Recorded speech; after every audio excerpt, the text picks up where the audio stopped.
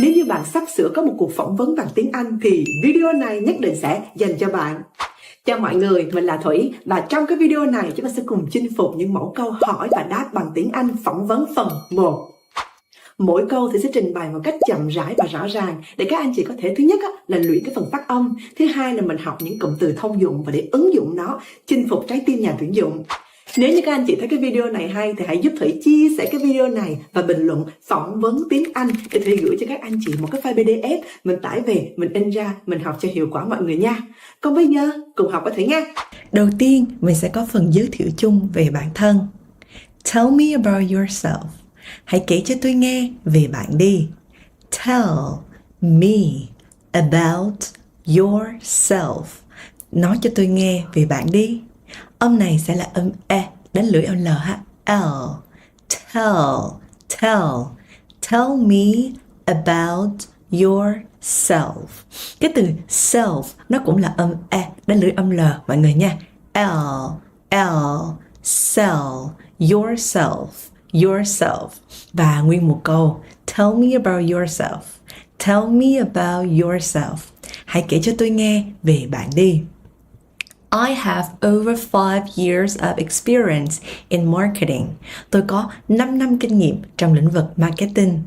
I have over 5 years of experience in marketing.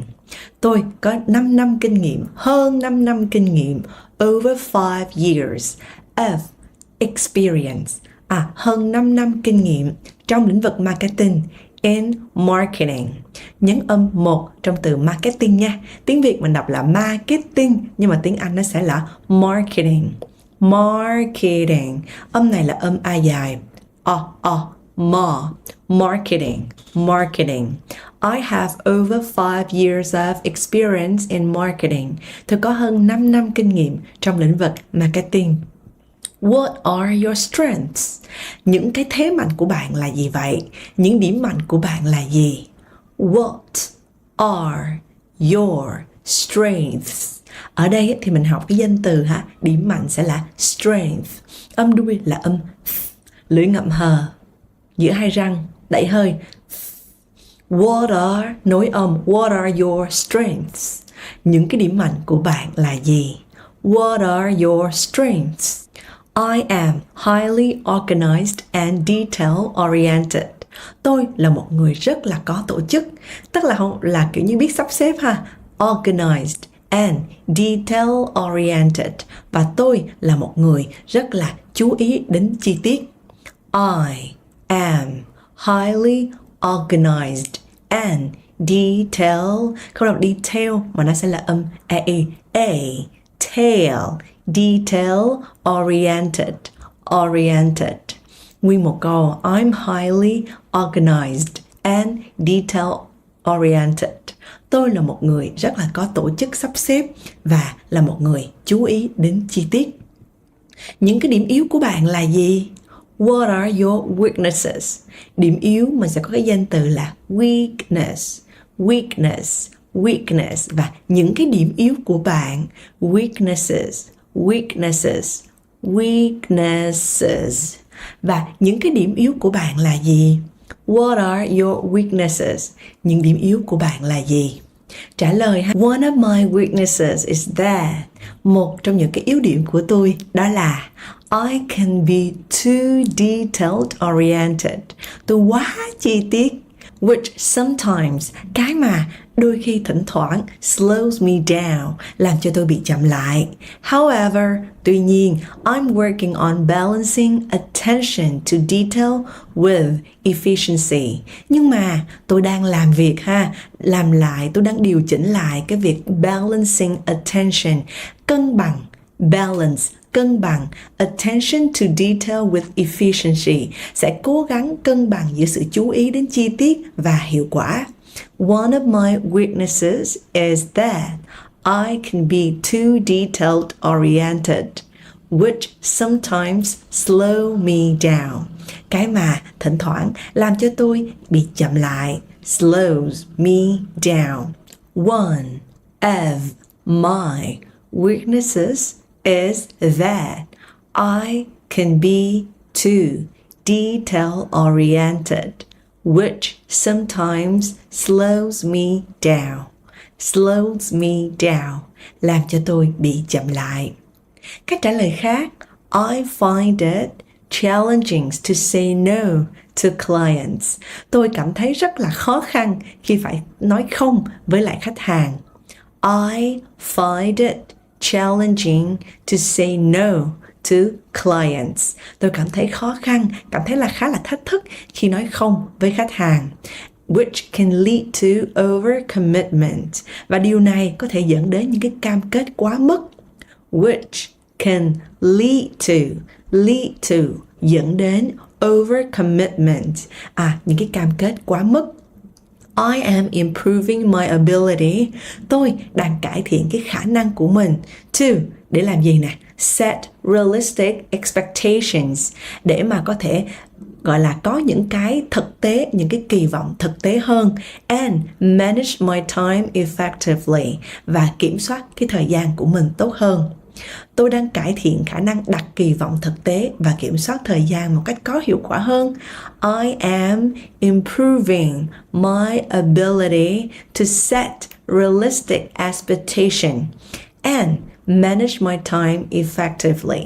Và quản lý cái thời gian của mình một cách có hiệu quả hơn.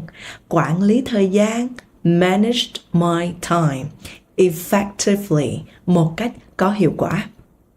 Why do you want to work here? Tại sao bạn muốn làm việc ở đây? Why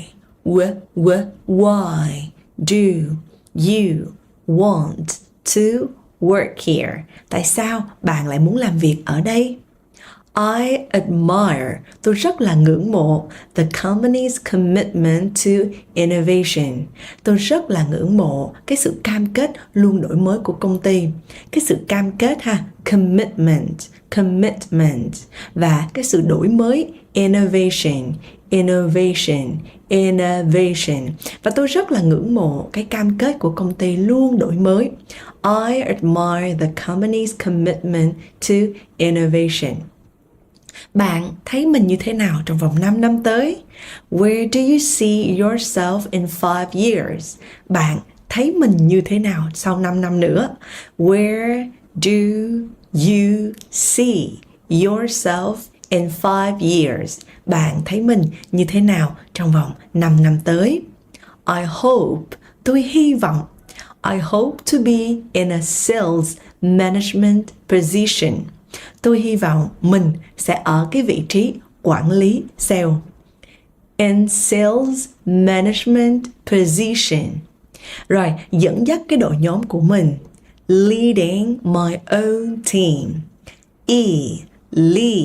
Leading my own team. Và giúp những người khác cũng đạt được mục tiêu của họ. Helping others achieve their sales goals. Và giúp họ đạt được mục tiêu doanh số của họ. Mục tiêu doanh số, their sales goals, và đạt được cái mục tiêu doanh số của họ. Achieve their sales goals. Tôi hy vọng sẽ ở vị trí quản lý team sale. I hope to be in sales management position. Leading my own team. Quản lý cái đội, lãnh đạo cái đội nhóm của mình. And helping others. Và giúp đỡ những cái người khác. Helping others achieve their sales goals. Và giúp họ đạt được cái mục tiêu doanh số của chính họ. Kỹ năng và thành tựu. Coi với Thủy, khi mà nhà tuyển dụng hỏi những câu nào về kỹ năng và thành tựu nhé. Can you describe your most significant achievement? Bạn có thể mô tả cái thành tựu đáng kể nhất của bạn được không? Thành tựu mình có một cái danh từ là achievement. Và cái thành tựu gọi là đáng kể nhất, significant achievement. Can you describe? Động từ describe mang nghĩa là mô tả. Can you describe your most significant achievement? Bạn có thể mô tả cái thành tựu đáng kể nhất của bạn được không? Can you describe your most significant achievement? Trả lời ha, ví dụ my most significant achievement was closing a deal. Đó là ký kết một cái hợp đồng. Close trong trường hợp này không phải là đóng, mà mình hiểu nôm na là chốt á ha. Ký kết một cái hợp đồng. That brought in $500,000 in revenue. Cái mà mang về doanh thu là $500,000. Trời ơi, quá dữ. My most significant achievement was closing a deal that brought in $500,000 in revenue. Cái này các anh chị có thể linh hoạt thay đổi dựa trên cái công việc của mình. Đây tôi đang lấy một cái ví dụ là trên cái ngành gọi là ngành sales, ngành kinh doanh ha, nhân viên kinh doanh. My most significant achievement was closing a deal that brought in $500,000 in revenue. Doanh thu in revenue. Tiếp tục, cái kỹ năng nào mà bạn nghĩ là bạn có thể phù hợp được với cái vị trí này?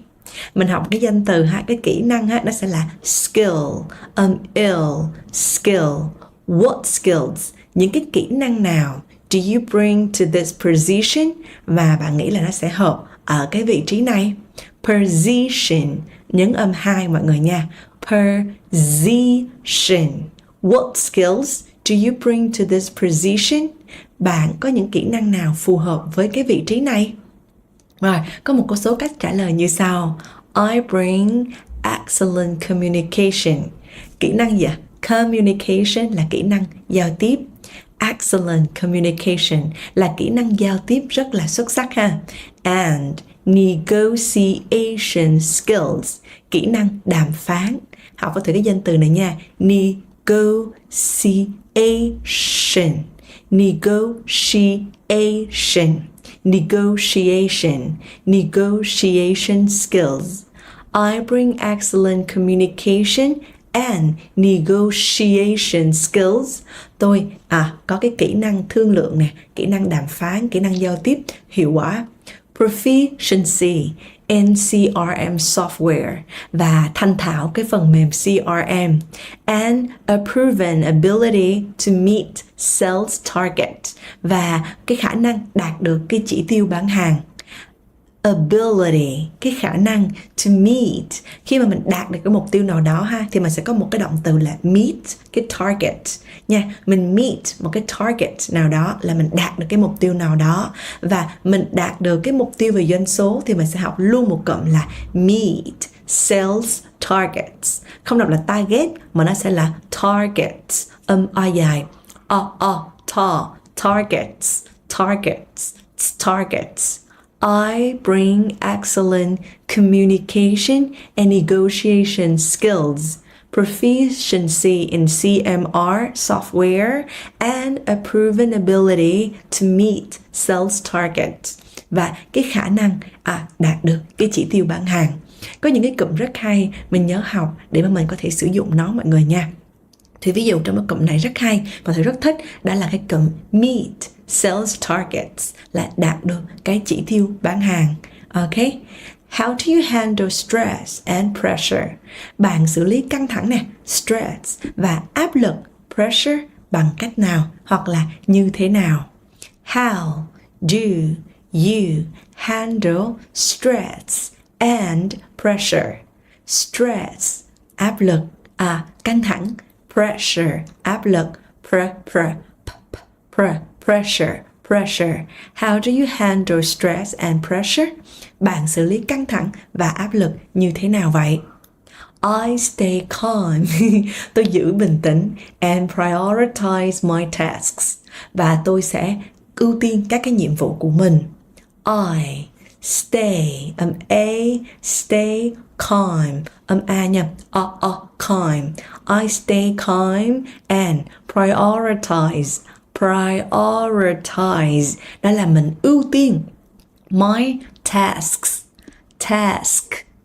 đã được chưa? Mọi người để ý cái chỗ âm nó hơi khó một chút xíu, mình tập nhiều nó sẽ quen nha. Mình cứ tưởng tượng là tasks, nó sẽ là task, bật thêm cái âm ở đuôi nữa. Thủy cũng đôi khi đọc sẽ bị líu lưỡi, nên là các anh chị cứ tập đi tập lại nhiều lần cho quen nhé. I stay calm and prioritize my tasks. Tôi giữ bình tĩnh, stay calm, và ưu tiên, nhớ học dùng Thủy cái động từ prioritize, ưu tiên. Đọc lại với Thủy từ này nha. Prioritize, prioritize, prioritize, prioritize. Thì tập đi tập lại nhiều lần như vậy để các anh chị quen cái miệng nghe. Mọi người tập nó chưa được thì cũng không sao hết trơn, cứ thoải mái, cứ vui vẻ. Bài này á, mình có thể học một vài cụm cũng được, mình không áp dụng được hết toàn bộ các câu thì mình cũng áp dụng từng cụm. Nên là cái quan trọng nhất đó là mọi người cố gắng duy trì, kiên trì từng chút một, và nó sẽ giúp cho mình tạo nên được cái nguồn nguyên liệu để mình sử dụng và mình áp dụng, mình nói chuyện với lại nhà phỏng vấn, nhà tuyển dụng nhé. Rồi, cùng đi tiếp với Thủy nghe. I also take short breaks. Tôi cũng nghỉ ngắn. Short breaks là những cái khoảng nghỉ ngắn. Mình take break là mình nghỉ giải lao, và mình take short breaks là mình nghỉ những cái khoảng ngắn. To clear my mind, để mà làm trống cái tâm trí của mình. And stay focused, và tập trung lại. I also take short, âm sợ nặng short breaks to clear my mind, để mà làm rỗng cái tâm trí của mình. And stay focused, và duy trì cái sự tập trung. Focused, focused đó là tập trung, và stay focused là duy trì cái sự tập trung. Bạn có thể đưa ví dụ về một quyết định khó khăn mà bạn đã từng phải đưa ra hay không? Can you give an example of a difficult decision you've made? Bạn có thể cho tôi một cái ví dụ. Đưa cho ai đó một cái ví dụ ha. Mình sẽ có một cụm là give an example. Để ý dùng thử cái từ này nha. Không đọc là example mà nó sẽ là example, example, example. Can you give an example of a difficult decision you made? Của một cái quyết định khó khăn. A difficult, difficult. Âm này là âm o, cold, cold. Difficult decision. Danh từ quyết định ha. Decision, decision you made, mà bạn đã đưa ra. Can you give an example of a difficult decision you made? Bạn cho tôi một cái ví dụ về một quyết định khó khăn mà bạn đã từng đưa ra được hay không? Trả lời ha, đây là một câu trả lời mẫu. A difficult decision I made. Một cái quyết định khó khăn mà tôi đã từng thực hiện was, đó là to end a partnership with a long-time client. Kết thúc một cái mối quan hệ làm ăn với khách hàng who consistently failed to meet payment deadlines. Cái người mà liên tục failed là thất bại, to meet payment deadline. Mình có một cái cụm cũng rất hay mọi người có thể học được, đó là cụm meet deadlines, có nghĩa là kịp cái thời hạn. Và trong trường hợp này cái thời hạn thanh toán mình sẽ học một cụm rất hay luôn, đó là cụm payment deadline.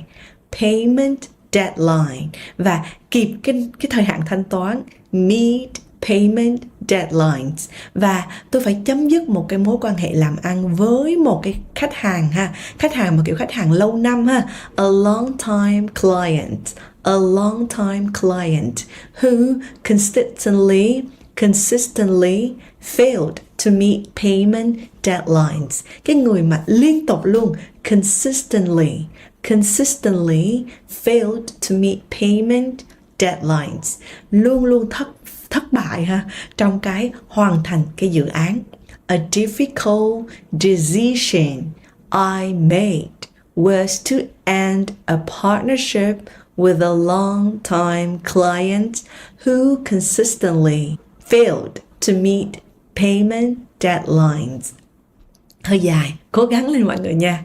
Rồi, làm cách nào để bạn ưu tiên công việc của bạn vậy? How do you prioritize your work? How do you prioritize your work? Bạn ưu tiên công việc của mình như thế nào? Các anh chị lưu ý ha, khi mà mình là người nhà tuyển dụng, khi mình xem cái video này đúng không?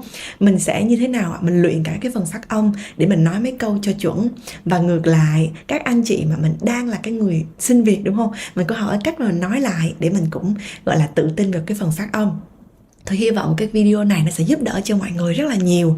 Và Thủy rất là tâm huyết với cái video này luôn. Cho nên là mong các anh chị sẽ học và bắt chước theo và áp dụng nó. Và chúc mọi người sẽ tìm được một công việc ưng ý. Hoặc là mình là nhà tuyển dụng, mình cũng tìm được một nhân viên ưng ý. Và đừng quên là nếu như thấy cái video này có giá trị, hãy giúp Thủy chia sẻ video này nhé.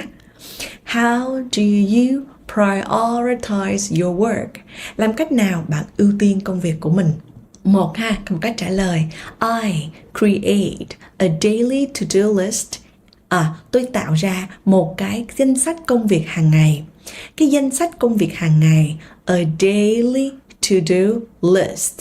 To-do list. Ví dụ như Thủy có một cái cuốn sổ và hay viết những cái danh sách công việc hàng ngày thì nó sẽ sử dụng một cái cụm là to-do list. To-do list. Và tôi tạo ra một cái danh sách công việc hàng ngày phải làm. I create a daily to-do list. Và bắt đầu xếp hạng các nhiệm vụ theo mức độ khẩn cấp hay là quan trọng. And rank tasks by urgency and important. Mình có hai cái task nhiệm vụ mà mọi người hay làm, đó là một cái là quan trọng và một cái là khẩn cấp, đúng không?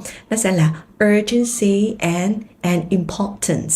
Và I rank là tôi xếp hạng tasks by urgency and importance. Và điều này nè, nó giúp tôi tập trung được. This helps me to stay focused. Và cái điều này nó sẽ làm cho tôi tự tập trung hơn ha. And ensure, và sẽ đảm bảo được rằng high impact tasks are completed first. Và những cái nhiệm vụ nào mà nó có cái ảnh hưởng lớn ha, cái nhiệm vụ mà quan trọng á, sẽ được ưu tiên xử lý trước. This helps me stay focused and ensure high impact tasks. Những cái nhiệm vụ nào quan trọng, high impact tasks are completed first, sẽ được hoàn thành trước. Are completed first. Có thể các anh chị sẽ cảm thấy không quen khi nói những câu này, nhưng mà mình có thể chọn những cái cụm từ và mình sử dụng nó trong cái phần nói của mình. Mình chắt lọc, mình tinh chỉnh cái câu lại cho thật ngắn gọn. Một cách trả lời khác. I regularly communicate with my team. Tôi thường xuyên liên hệ với lại team của mình, đội nhóm của mình, to understand their priorities, để mà hiểu hơn về những cái ưu tiên của họ, and ensure we are all aligned on the most critical tasks. Và tôi đảm bảo rằng, ensure, đảm bảo rằng tất cả chúng tôi, we are all aligned on the most critical tasks. Và chúng tôi đều tập trung vào những cái nhiệm vụ quan trọng nhất. The most critical tasks. I regularly communicate with my team to understand their priorities and ensure we are all aligned on the most critical tasks. Và đảm bảo rằng tất cả chúng tôi đều tập trung vào những cái nhiệm vụ quan trọng nhất. Bạn thích làm việc độc lập hay là làm việc theo nhóm? Do you prefer working independently or on a team?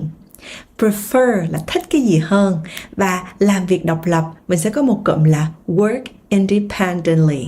Work independently. Làm việc theo nhóm, on a team. Bạn thích làm việc độc lập hay là làm việc theo nhóm? Do you prefer working independently or on a team? Hay là làm việc theo nhóm? Do you prefer working independently or on a team? Do you prefer working independently or on a team? Trả lời mẫu ha. I enjoy both. Tôi thích cả hai. Depending on the project. Còn tùy vào cái dự án nữa. I enjoy both. Tôi thích cả hai. Depending on the project. Còn tùy vào từng cái dự án nữa. Một cái câu hỏi nữa ha. How do you handle feedback? Làm cách nào để bạn có thể xử lý được cái phản hồi? Handle là mình xử lý ha, mình giải quyết hoặc là mình xử lý. Feedback thì nó là cái phản hồi. Và làm cách nào để bạn gọi là bạn xử lý với những cái phản hồi ha? How do you handle feedback?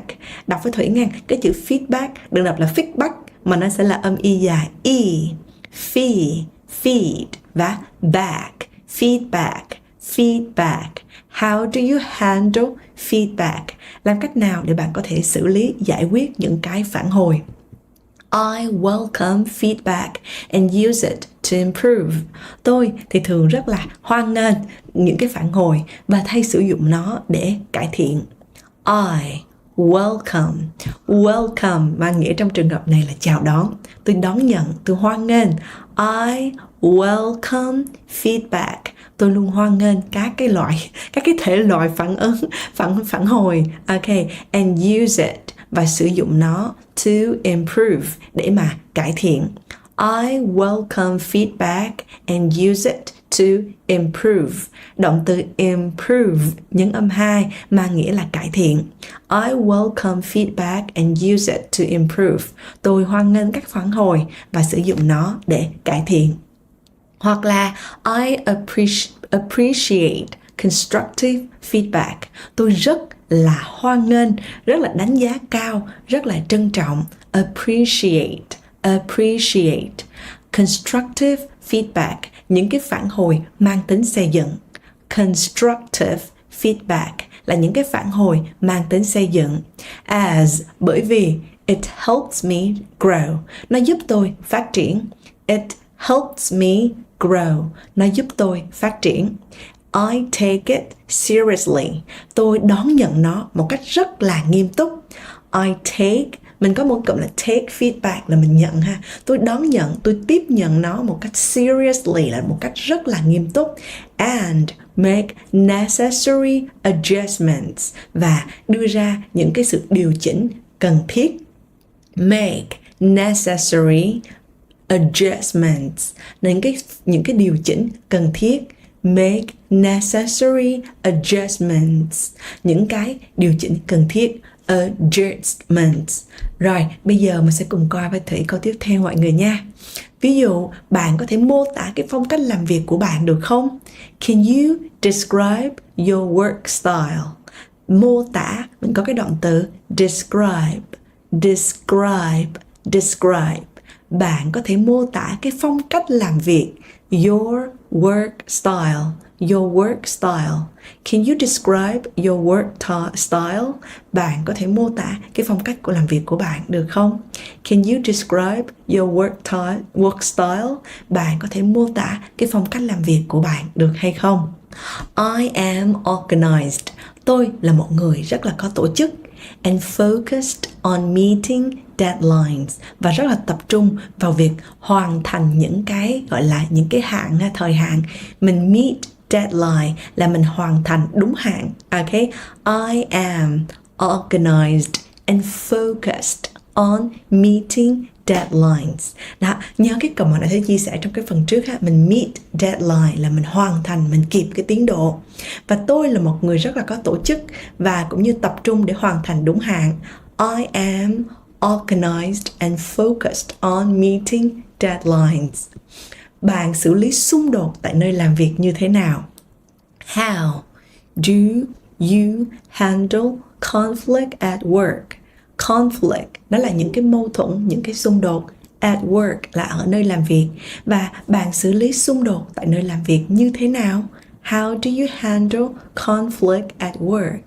How do you handle conflict at work? How do you handle conflict at work? Bạn xử lý những cái xung đột như thế nào vậy? I address, tôi xử lý conflicts, những cái xung đột by communicating openly, bằng việc là giao tiếp một cách cởi mở. Openly, một cách cởi mở. I address, tôi xử lý, tôi giải quyết conflicts by communicating openly, giao tiếp một cách mở communicate openly. Understanding different perspectives, và hiểu, understand, những cái gọi là góc nhìn, những cái quan điểm khác nhau. Perspective là những cái quan điểm. perspective và understanding different perspectives là hiểu được những cái quan điểm, những cái góc nhìn khác nhau. And finding common ground to resolve the issue, có nghĩa là tìm được những cái điểm chung ha. Cái điểm chung ở đây mình dịch một cái nghĩa thoát đi ha, giống như là một cái sân chung đi thì gọi là tìm cái điểm chung. Finding common ground. Common ở đây nó mang cái nghĩa là gọi là gì ta? Common ground, một cái cụm luôn, mang nghĩa là cái điểm phổ biến ha, không ai dịch vậy hết mà mình hiểu là tìm cái điểm chung. To resolve the issue, để giải quyết được cái vấn đề. Resolve the issue, giải quyết được cái vấn đề. I address conflicts by communicating openly, understanding different perspectives, and finding common ground to resolve the issues. Resolve the issue, giải quyết những cái vấn đề. Mỗi câu hỏi cũng rất hay, đó là điều gì thúc đẩy bạn, làm cho bạn có động lực ở trong công việc. Cái này giờ hỏi xem lương hay là gì. What motivates you at work? Cái điều gì thúc đẩy bạn, động lực cho bạn ở trong công việc? What motivates, đọc dùm Thủy nhấn âm 1 nha, âm O, motivates you at work. Cái điều gì thúc đẩy bạn ở trong công việc vậy? Trả lời ha, achieving sales targets, đạt được cái mục tiêu về doanh số. Achieve target, đạt cái mục tiêu về doanh số. Achieving sales targets, đạt được cái mục tiêu về doanh số. And seeing the positive impact, và nhìn thấy được, seeing the positive impact, cái ảnh hưởng tích cực ha. Impact, danh từ mang từ nghĩa là ảnh hưởng. Và những cái ảnh hưởng tích cực, the positive impact on the company growth motivates me. Nhìn thấy những cái ảnh hưởng tích cực về cái sự phát triển của công ty. Positive impact on the company's growth motivates me, làm truyền cái động lực cho tôi. Achieving sales targets and seeing the positive impact. Seeing the positive impact on the company growth motivates me. Đạt được các chỉ tiêu bán hàng. Achieving sales targets, đạt được những cái chỉ tiêu về doanh số bán hàng. And seeing the positive impact, và thấy được những cái ảnh hưởng tích cực on the company growth motivates me. Trên cái sự phát triển của công ty, truyền cái cảm hứng, làm cho tôi có động lực. Motivates me. Rồi, cái chủ đề tiếp theo đó là khi mình nói chuyện, hỏi về tương lai và cái sự phát triển của mỗi một cá nhân. Ví dụ, what are your career goals? Cái mục tiêu nghề nghiệp của bạn là cái gì? Mục tiêu nghề nghiệp ha, career goals. Đừng đọc là goal mọi người nha, mà nó sẽ là âm goals. What are your career goals? Cái mục tiêu nghề nghiệp của bạn là gì vậy? Trả lời nè, to become a senior manager in the next 5 years, để có thể trở thành một cái senior manager, đó là một cái nhà quản lý cấp cao trong vòng 5 năm tới. In the next 5 years. To become a senior manager in the next 5 years, trở thành một nhà quản lý cấp cao trong vòng 5 năm tới. How do you plan to achieve your career goals? Thế bạn đã lên cái kế hoạch như thế nào? Plan trong trường hợp này là cái động từ mang nghĩa là lên kế hoạch. To achieve your career goals, làm thế nào để có thể đạt được cái mục tiêu của bạn trong vòng 5 năm tới? How do you plan to achieve your career goals? Bạn lên cái dự định, lên đạt cái mục tiêu nghề nghiệp của mình như thế nào? How do you plan to achieve your career goals? By continuously learning and taking on new challenges. Bằng cái việc là liên tục mình có một cái trạng từ ha, continuously learning and taking on new challenges, và đón nhận những cái thách thức mới. Mình luôn học theo cụm mọi người nha. Có những cái cụm là take on challenges là đón nhận, tiếp nhận, đón nhận những cái new challenges là những cái thử thách mới. By continuously learning and taking on new challenges. Thách thức mới, challenges. Tôi sẽ đạt được cái nghề nghiệp mục tiêu của mình bằng việc xây dựng một cái mối quan hệ với khách hàng. I will achieve my career goals by building, strong relationship with clients, với cái khách hàng của mình. Staying updated on industry trends, và luôn luôn cập nhật, staying updated on industry trends and taking on challenging projects, và đảm nhận những cái thử thách mới. Taking on challenging projects, đảm nhận những cái dự án đầy thách thức mới. I will achieve my career goals by, học những cái cụm này ha, building strong relationships with clients. Mình build một cái relationship with một ai đó, là mình xây dựng cái mối quan hệ với ai đó. Và trong trường hợp này ha, building strong relationships with clients là xây dựng một cái mối quan hệ tốt ha, strong relationship, mối quan hệ tốt with clients, với khách hàng của mình. Staying updated, và luôn cập nhật on industry trends, cập nhật về cái xu hướng của cái ngành của mình. And taking on challenging projects, và đảm nhận những cái dự án đầy thách thức mới. How do you define success? Bạn định nghĩa cái thành công là như thế nào? How do you define success? Bạn định nghĩa cái thành công là như thế nào? Ở đây thì mình học cái động từ define, có nghĩa là định nghĩa. How do you define success? Bạn định nghĩa thành công là như thế nào? Achieving both personal and professional goals. Thành công đối với tôi đó là đạt được. Achieve, cả hai nè. Personal là mục tiêu cá nhân, và professional goals là cái mục tiêu về nghề nghiệp. Achieving both personal and professional goals, đạt được cái mục tiêu cá nhân và mục tiêu nghề nghiệp. Achieving both personal and professional goals, mục tiêu cá nhân và mục tiêu nghề nghiệp. I define success, tôi định nghĩa thành công as achieving my sales targets. Cái này là mấy bạn sale ha, đạt được cái mục tiêu về doanh số là thành công rồi. I define success as achieving my sales target and contributing to the overall growth of the company. And contributing to the overall growth of the company, và đóng góp vào. Mình có cái động từ contribute là đóng góp, và contributing to the overall growth of the company, cái sự phát triển chung, the overall, phát triển tổng thể, the overall growth of the company, sự phát triển tổng thể của toàn bộ công ty.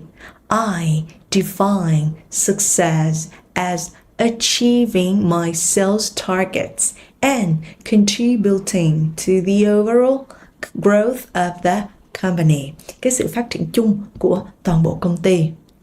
Một cái câu hỏi mà cũng hay lắm nha, đó là tại sao chúng tôi nên tuyển bạn?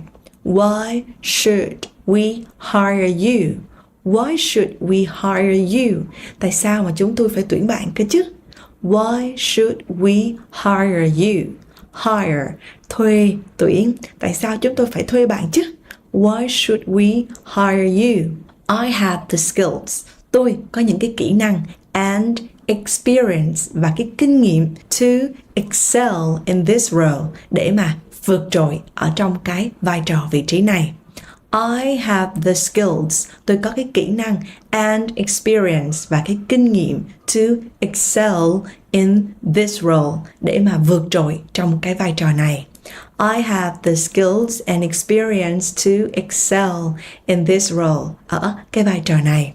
Một cái cách trả lời khác ha, mọi người có thể tham khảo. My skills, những cái kỹ năng của tôi nè, and communication, trong cái lĩnh vực giao tiếp, negotiation, thương lượng đàm phán, and CRM software, và cái quản lý phần mềm CRM, make me an ideal candidate, giúp tôi trở thành một cái ứng cử viên lý tưởng. An ideal candidate, ideal candidate for this sales position, cho cái vị trí sale này.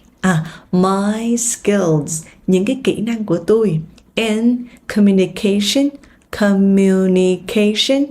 negotiation, and CRM software make me an ideal candidate. Ứng cử viên đọc với Thủy nha, candidate, và cái ứng cử viên mà lý tưởng ha, ideal candidate for this sales position, cái vị trí nhân viên kinh doanh này. Position.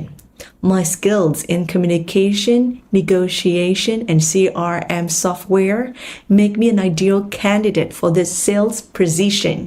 Trở thành một cái ứng cử viên tuyệt vời cho cái vị trí sales này. You should hire me. Anh nên tuyển em because I have a proven track record of exceeding sales targets. Bởi vì em có cái thành tích, a proven track record. Một cái bảng record tức là một cái bảng ghi nhận cái thành tích ha.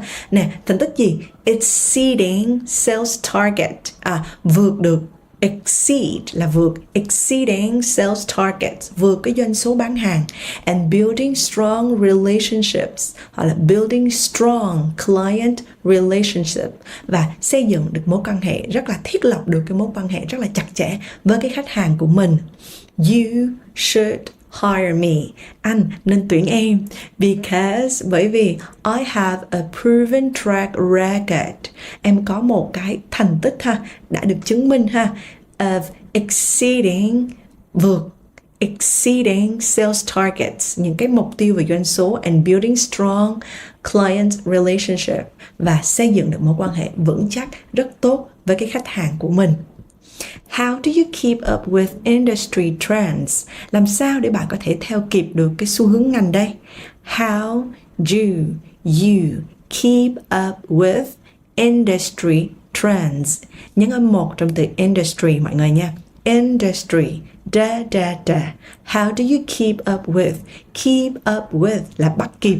How do you keep up with industry trends? Những cái xu hướng của cái ngành này. By reading industry publications and attending webinars. Thì đọc những cái ấn phẩm ngành hoặc là tham gia những cái buổi hội thảo thôi à. By reading industry publications, những cái ấn phẩm ngành, and attending webinars, những cái tham gia những cái buổi hội thảo trực tuyến. Rồi, và cách nói khác ha, I attend industry conferences. Tôi sẽ tham dự những cái hội nghị, or and webinars, những cái hội thảo trực tuyến, and to stay updated, để mà có thể luôn luôn cập nhật on the latest developments and network with professionals, những cái cập nhật những cái phát triển mới nhất và kết nối network, cái mạng lưới với những cái chuyên gia. Professionals trong trường hợp này mang nghĩa là chuyên gia. I attend industry conferences and webinars. Sẽ tham gia những cái conferences hoặc là những cái webinar. Đó, mình học những cái cụm đơn giản vậy thôi ha. Mình sẽ attend conferences or webinars. Webinars, những cái hội thảo trực tuyến. To stay updated, để mà luôn cập nhật on the latest developments and network with professionals, và mạng lưới với những cái chuyên gia. Network with professionals. Bây giờ mình sẽ bước qua cái phần gọi là hỏi đáp về kinh nghiệm làm việc. Cùng coi với Thủy ha. Can you tell me about your work experience? Bạn có thể nói cho tôi nghe về cái kinh nghiệm làm việc của bạn được không? Can you tell me? Nói cho tôi. Tell me your work experience, về cái kinh nghiệm làm việc của bạn được hay không? Can you tell me about your work experience?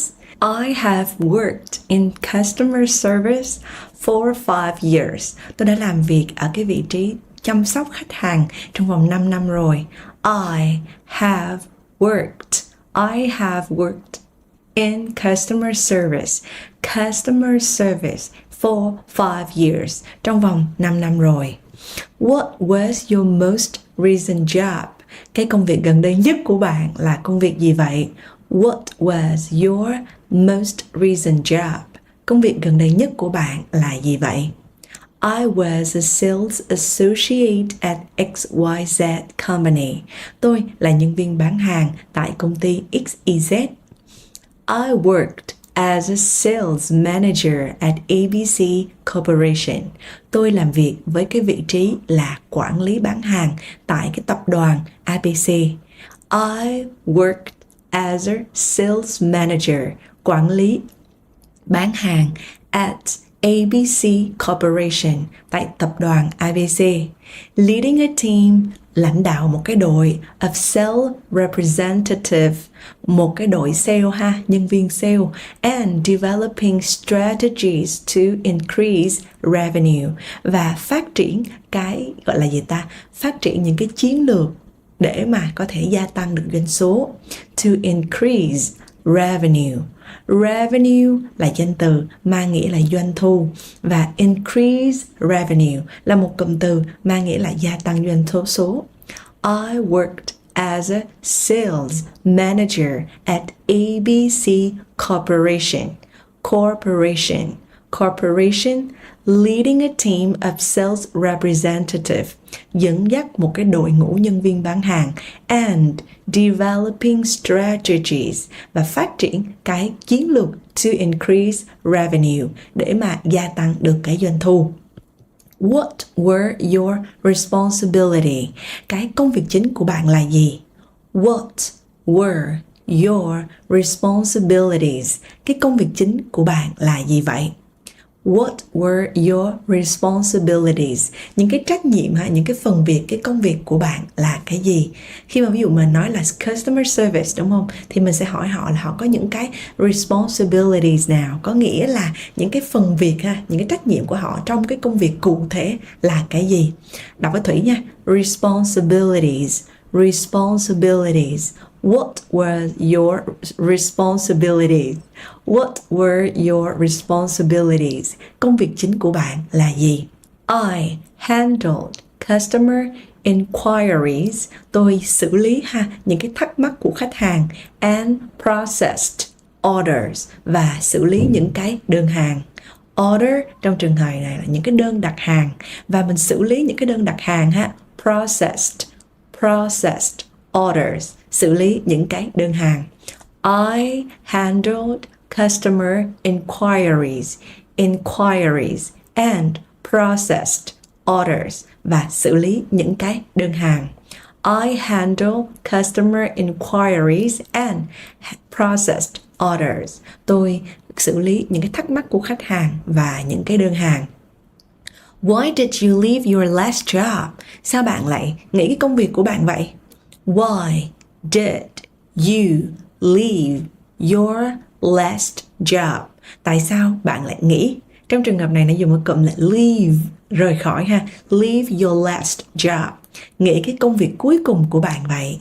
Why did you leave your last job? Tại sao bạn lại nghỉ cái công việc trước vậy? I wanted to pursue new challenges. Tôi muốn theo đuổi những cái thử thách mới. Mình học một cái động từ pursue là theo đuổi. I wanted to pursue new challenges. Tôi muốn theo đuổi những cái thử thách mới. I wanted to pursue new challenges. Tôi muốn theo đuổi những cái thử thách mới. Một cái cách khác mình cũng có thể nói I decided, mình tham khảo nghe. I decided to leave. Tôi quyết định rời khỏi cái công việc đó because, bởi vì I wanted to work in a company. Tôi muốn làm việc ở trong một cái công ty with more room, với nhiều những cái khoảng không gian for advancement and development, để mà thăng tiến và phát triển hơn. I decided to leave, âm y dài mọi người nha, leave, because I wanted to work in a company. Tôi muốn làm việc ở một cái công ty because I wanted to work in a company with more room, với nhiều những cái khoảng trống, những cái cơ hội for advancement, đó là những cái sự gọi là sự thăng tiến, and development, và cái sự phát triển. Can you describe a typical workday in your last job? Bạn có thể mô tả giùm tôi một cái ngày tiêu biểu ở cái công việc cũ được không? Can you describe a typical workday in your last job? Công việc cũ có được không? Can you describe a typical workday in your last job? Trả lời ha, a typical workday involved, một cái ngày tiêu biểu ở công việc cũ ha, involved, đó là liên quan đến việc này. Thứ nhất nè, checking emails, kiểm tra email, follow up with clients, liên hệ ha, gọi là theo dõi, hỗ trợ cho cái khách hàng của mình, and conducting sales meetings, và tổ chức tiến hành các cái cuộc họp sales meeting to discuss potential deals, với những cái cuộc họp với khách hàng để thảo luận về những cái deal á, những cái gọi là những cái hợp đồng mà potential là tiềm năng. A typical workday involved checking emails, liên quan đến việc kiểm tra email, checking emails, follow up with clients, theo dõi với khách hàng, following up with clients, and conducting, tiến hành những cái sales meetings, cuộc họp bán hàng, to discuss potential deals, để mà thảo luận những cái potential deals là những cái hợp đồng tiềm năng. Một vài những câu hỏi liên quan đến thành tựu. Can you describe a project? Bạn có thể mô tả cho tôi một cái dự án you successfully managed, mà bạn đã gọi là xử lý, một cái bạn đã quản lý thành công hay không? Can you describe a project? Nhớ nhấn âm 1 trong từ project mọi người nha.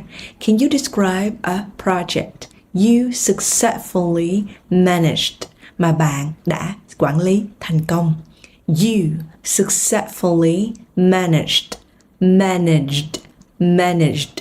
I led a team. Tôi đã quản lý, dẫn dắt một cái đội nhóm to develop a new marketing strategy, để mà có thể phát triển một cái chiến lược quảng cáo mới, chiến lược tiếp thị mới. I led a team to develop, để mà phát triển a new marketing strategy, marketing strategy, một cái chiến lược tiếp thị mới. What was the outcome of the project? Cái kết quả của dự án là gì vậy? What was the outcome of the project? Outcome, trong trường hợp này mình hiểu cái nôm na đó là cái kết quả. What was the outcome of the project? Cái kết quả của dự án là gì vậy?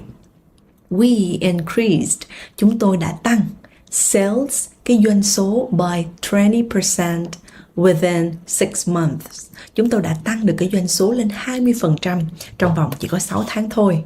We increased, chúng tôi đã tăng ha. We increased sales by 20% within 6 months. Trong vòng 6 tháng, chúng tôi đã gia tăng được doanh số lên 20%. We increased sales by 20% within 6 months.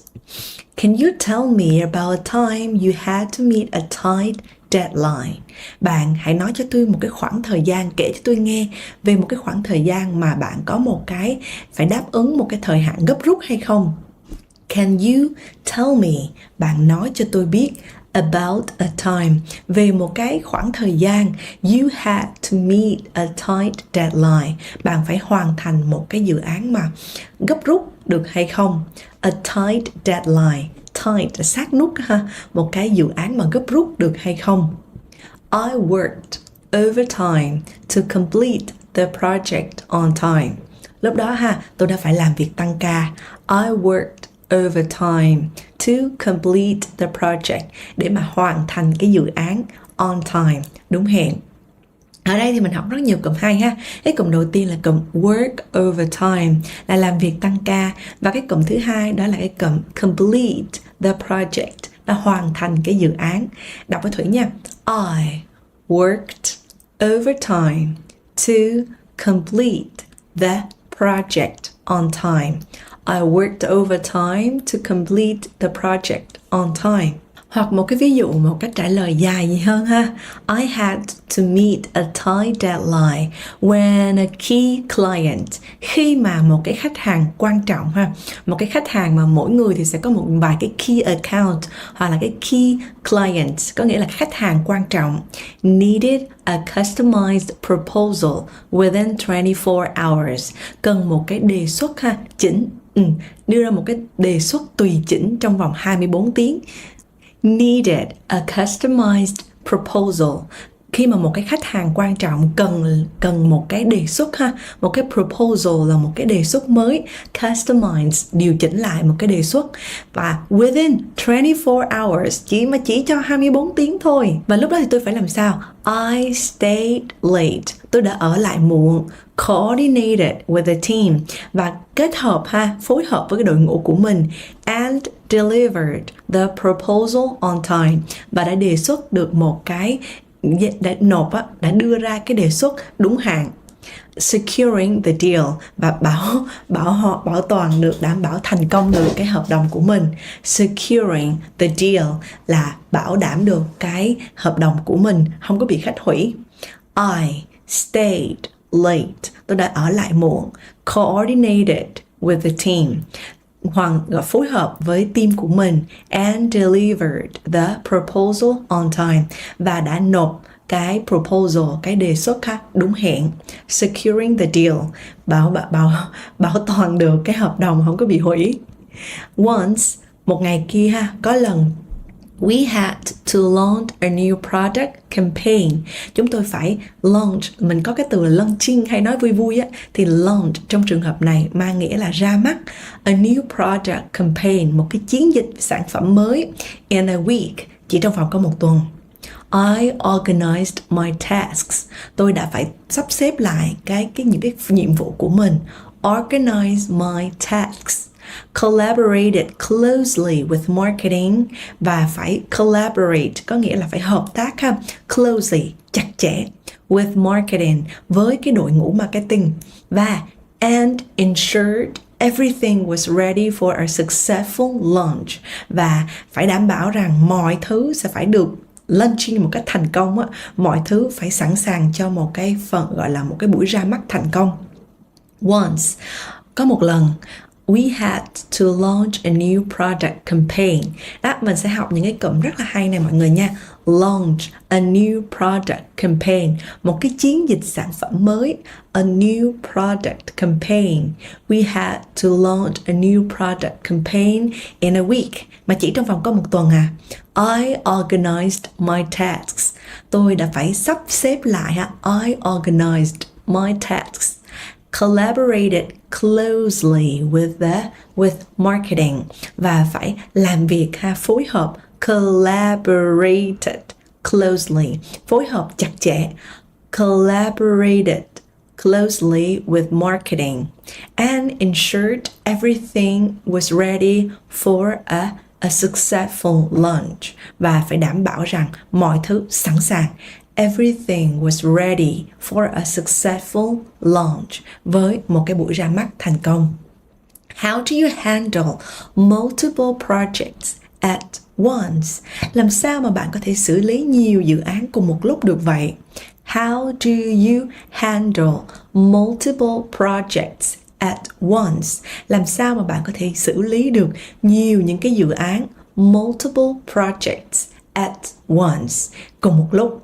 Làm cách nào để bạn xử lý nhiều dự án cùng một lúc thế? How do you handle multiple projects at once. Làm cách nào để bạn có thể xử lý nhiều dự án cùng một lúc vậy? I stay focused on one task at a time. Tôi sẽ tập trung vào một cái nhiệm vụ một lúc thôi. Một lúc một nhiệm vụ thôi. Set clear goals. Lên một cái gọi là mục tiêu rõ ràng for each project, cho mỗi một cái dự án. And regularly check my progress to ensure everything stays on track. Và sẽ luôn luôn kiểm tra check cái progress là cái tiến độ của mình, to ensure để đảm bảo rằng everything stays on track, để đảm bảo rằng mọi thứ everything stays on track, luôn theo đúng hướng. I stay focused on one task at a time. Cái cách mà nó sử dụng từ rất hay ha. Tập trung vào mỗi một nhiệm vụ, một thời điểm mà tôi. I stay focused on one task at a time. One task at a time. Một nhiệm vụ, một lúc thôi. Set clear goals for each project. Lên một cái clear goals là một cái mục tiêu rõ ràng ha. For each project, những cái mục tiêu rõ ràng cho mỗi một cái dự án. And regularly, và thường xuyên đều đặn, regularly check my progress to ensure everything stays on track, để đảm bảo rằng mọi thứ stays on track, luôn đi theo đúng hướng. I communicate effectively with my team. Tôi sẽ giao tiếp một cách có hiệu quả với những cái thành viên trong đội của mình. Delegate tasks when necessary. Và mình sẽ delegate. Ở đây thì mình sẽ có một cái cụm delegate tasks, có nghĩa là phân chia công việc. When necessary, khi mà cần. And make sure to take short breaks to maintain productivity and avoid burnout. Để và đảm bảo rằng sẽ có những cái short breaks, là những cái gọi là nghỉ ngơi ngắn, to maintain, để mà duy trì được cái productivity, cái sự hiệu quả, and avoid burnout, tránh cái sự mệt mỏi. I communicate effectively with my team and delegate tasks when necessary and make sure to take short breaks. Make sure to take short breaks. Đảm bảo là có những cái nghỉ ngắn. To maintain, e hết nha.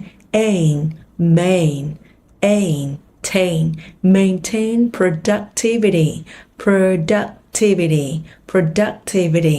To maintain productivity and avoid burnout. Và để tránh cái việc là bị kiệt sức. Maintain productivity and avoid burnout. Nhớ cách đọc nhé. Maintain productivity and avoid burnout. Và tránh cái sự mệt mỏi, kiệt sức. Tình huống tiếp theo khi mà người ta hỏi về khả năng giải quyết vấn đề, mình sẽ cùng coi với Thủy một vài câu mọi người ha. What was the most challenging project you have worked on? Cái dự án thử thách nhất nào mà bạn đã từng làm?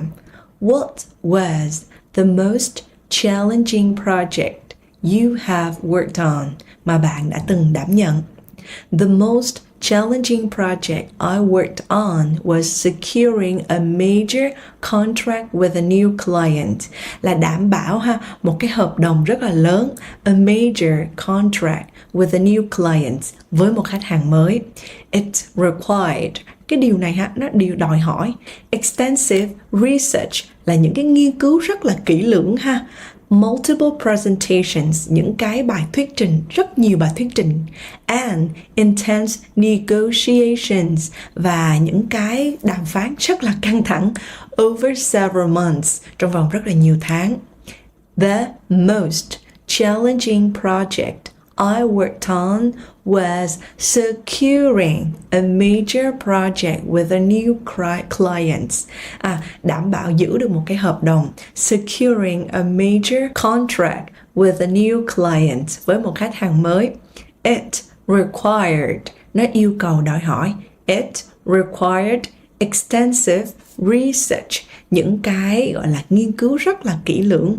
Multiple presentations, multiple presentations, những cái bài thuyết trình, rất nhiều những bài thuyết trình, and intense negotiation, và những cái cuộc đàm phán căng thẳng. Okay, over several months, trong vòng nhiều tháng. Can you describe a time when you solved a difficult problem? Bạn có thể mô tả một cái lần mà bạn đã giải quyết được một cái vấn đề hóc búa hay không? Can you describe a time when you solved a difficult problem? Bạn có thể mô tả một cái lần mà bạn đã giải quyết một cái vấn đề khó khăn được hay không? There was a time, có một cái lần, when our sales numbers were declining, khi mà cái doanh số sale của chúng tôi kinh doanh của chúng tôi was declining, nó bị giảm sút. I analyzed the data, tôi đã phân tích về data này, identified a gap in our market approach, và identify là xác định được một cái lỗ hổng ở trong cái cách tiếp cận thị trường của chúng tôi. A gap là một cái lỗ hổng in our market approach. Cái approach là tiếp cận, với cách tiếp cận thị trường của chúng tôi nó có cái lỗ hổng. And developed, và đã phát triển a new strategy, và đã phát triển một cái chiến lược mới. Develop a new strategy that increased, và cái điều này nó đã increased our sales by 20%, lên được 20% within 3 months, mà chỉ trong vòng có 3 tháng thôi. There was a time when our sales numbers were declining. There was a time when our sales numbers were declining.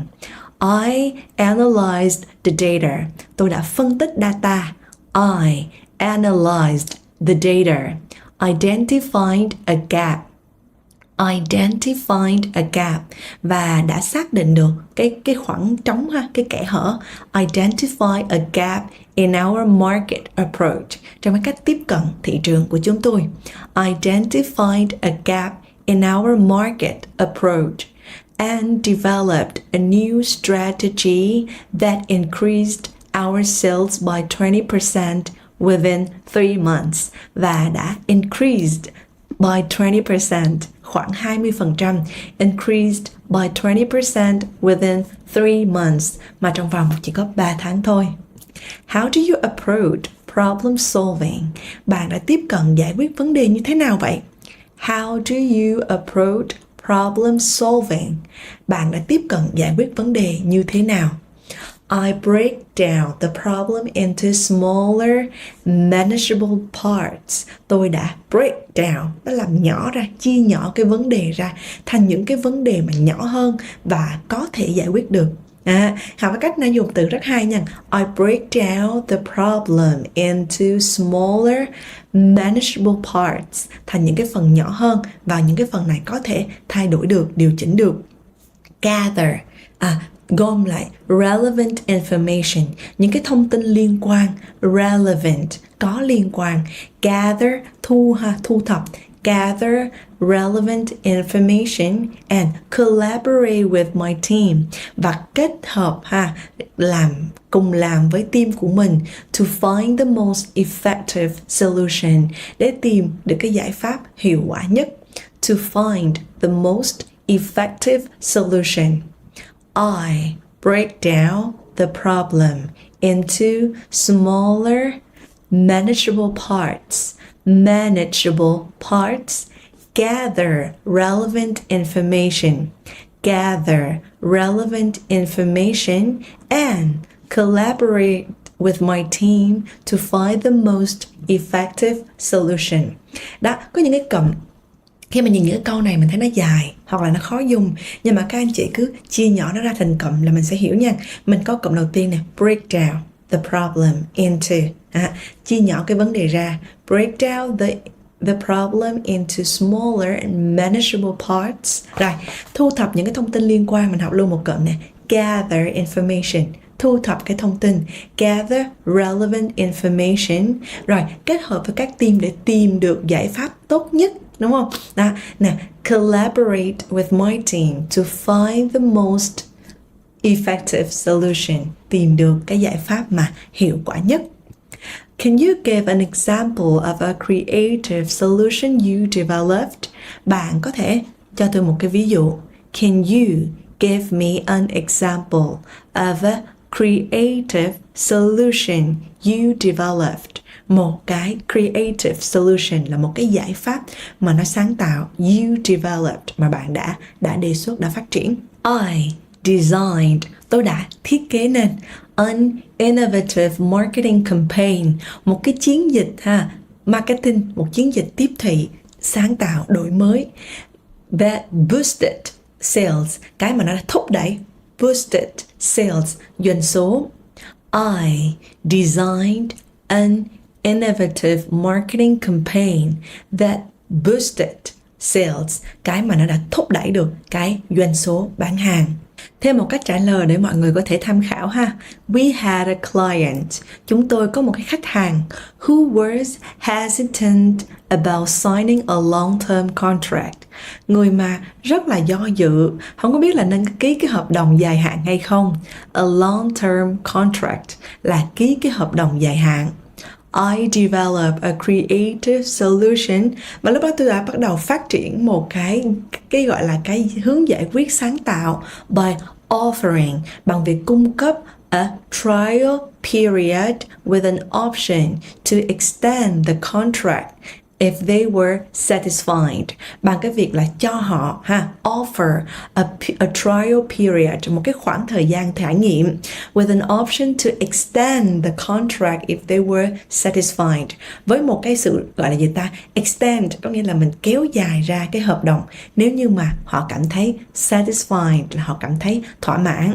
I developed a creative solution, và tôi đã phát triển một cái hướng giải quyết rất là sáng tạo bằng việc gì nè, offering a trial period, cho họ một cái khoảng thời gian dùng thử, with an option to extend the contract if they were satisfied, dùng thử ngang mà họ có thể tùy chỉnh được cái gia hạn hợp đồng nếu như mà họ cảm thấy thỏa mãn.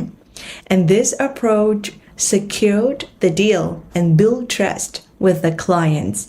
Và chính vì cái cách tiếp cận này mà nó đã giúp chúng tôi giữ được cái đơn hàng and build trust, và xây dựng được cái niềm tin với cái người khách hàng đó. We had a client who was hesitant about signing a long-term contract. Cảm thấy do dự, mình sẽ có một cụm là be hesitant about signing the contract. Signing a long-term contract.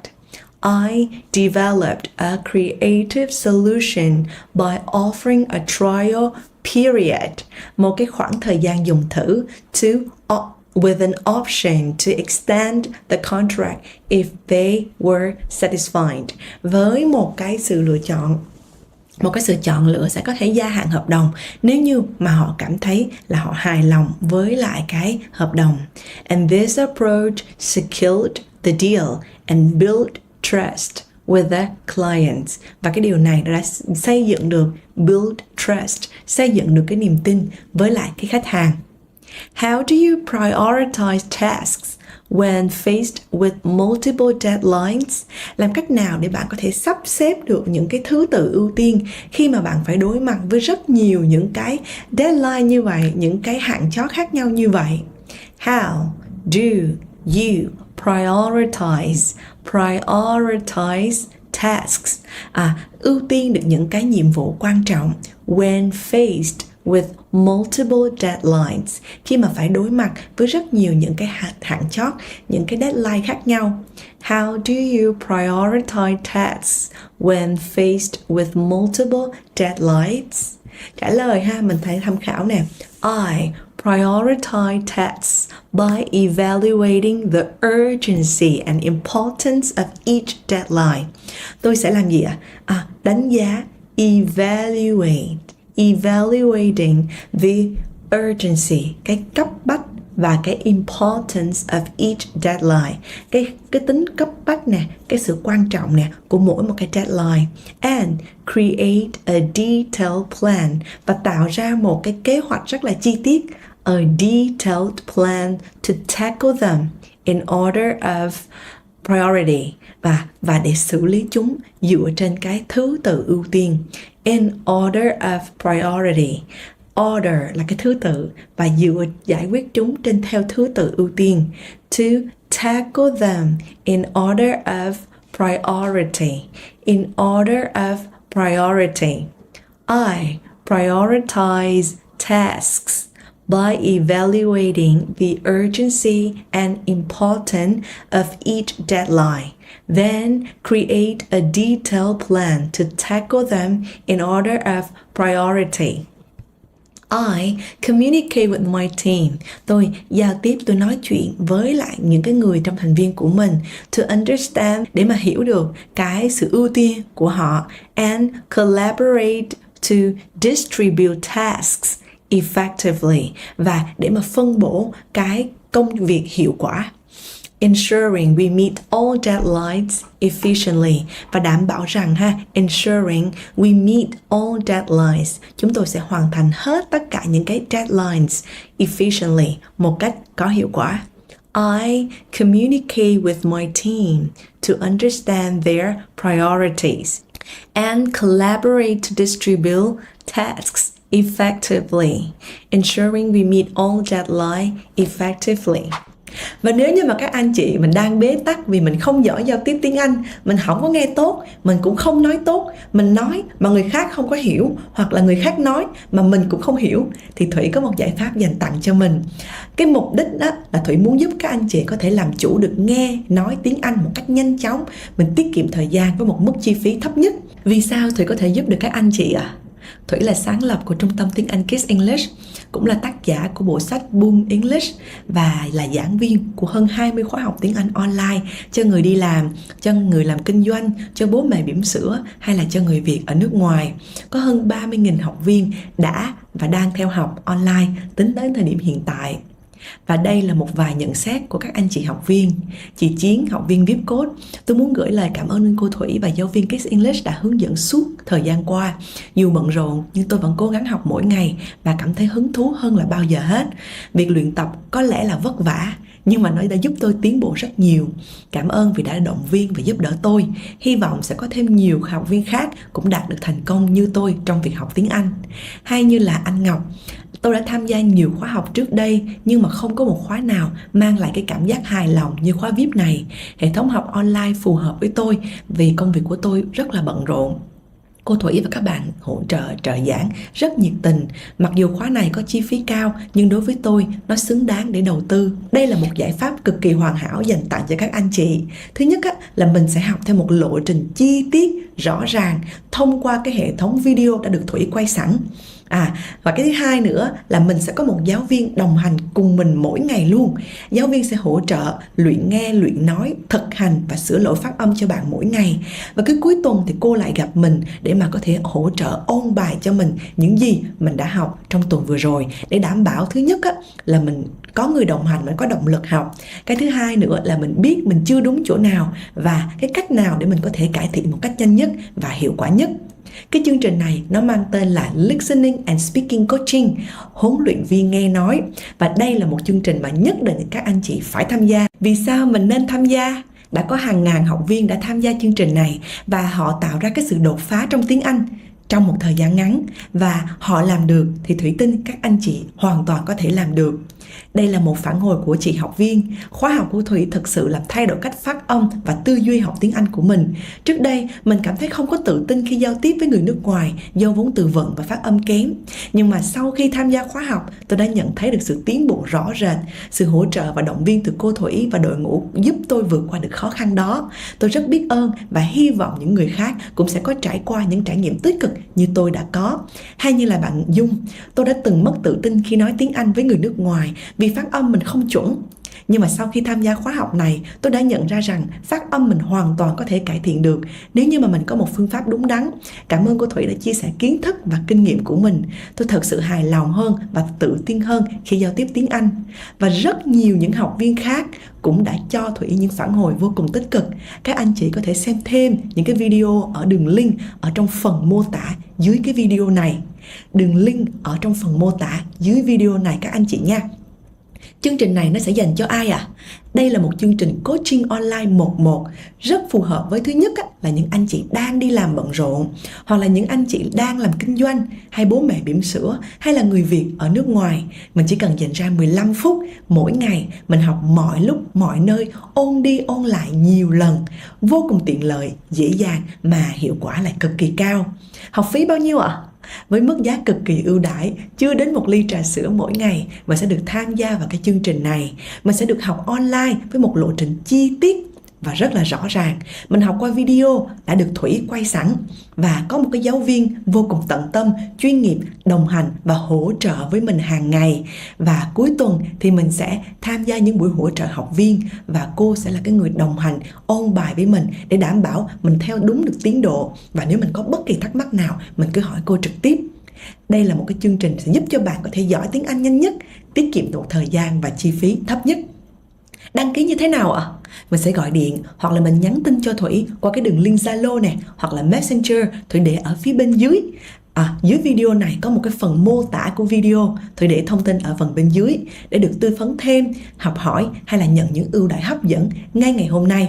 Và đăng ký như thế nào ạ? Mình hãy quét cái mã ở trên màn hình này để được tư vấn thêm nè, mình học thêm, mình trải nghiệm và mình nhận những ưu đãi hấp dẫn nhất ngay từ hôm nay nhé. Ta-da! Như vậy chúng ta hoàn thành xong bài học của ngày hôm nay rồi. Cảm ơn mọi người vì đã đồng hành cùng Thủy. Đừng quên là hãy bấm vào nút ở giữa để subscribe, đăng ký kênh để không bỏ lỡ bất kỳ video từ Thủy. Bấm vào nút bên trái hoặc bên phải để học các video liên quan. Nói chung là bấm vào đâu cũng được, miễn là học tiếp.